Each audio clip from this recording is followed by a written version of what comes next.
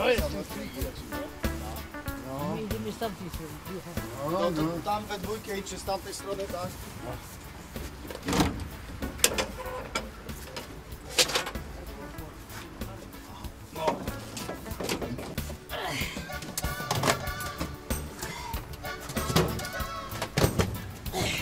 No, nie ma.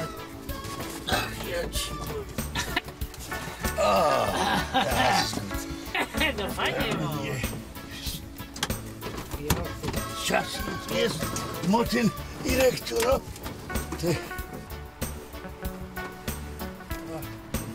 No widzisz, to jest właśnie, ten właśnie samolocik, zaraz będziemy sobie podgrzewać, zapnij się tam. No już właśnie zapiłem Właśnie. pasy, tak.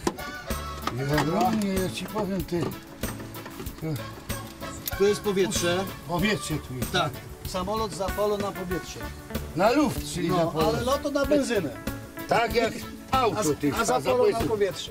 Tak. No to próbuj to startnąć, no. Jasne.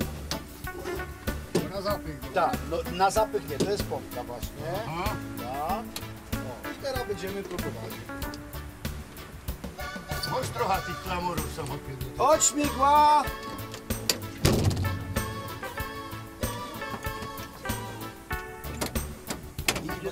No właśnie, no. Słuchaj, no a to pieruństwo nie rozleci się to tu.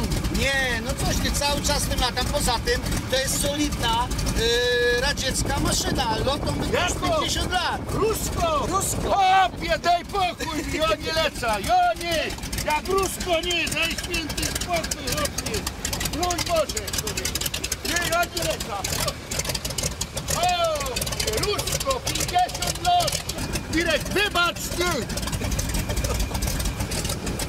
Daj mi pokój! Hamuś Mysiu. Daj mi pokój, to jest Rusko maszyna, 50 lat! opie. Ja nie, absolutnie, Irek, Głupi łapeć i wszyscy ale latają. ja wiem, Spadochron jakbyś miał. no chyba, że palcem, chyba, że spadochron, to ewentualnie mogę się przelecieć. Ale bez tego, Irek, bez tego absolutnie nie. Dobra, ze spadochronem. Tak jest, bez spadochronu. Będzie spadochron, dobra.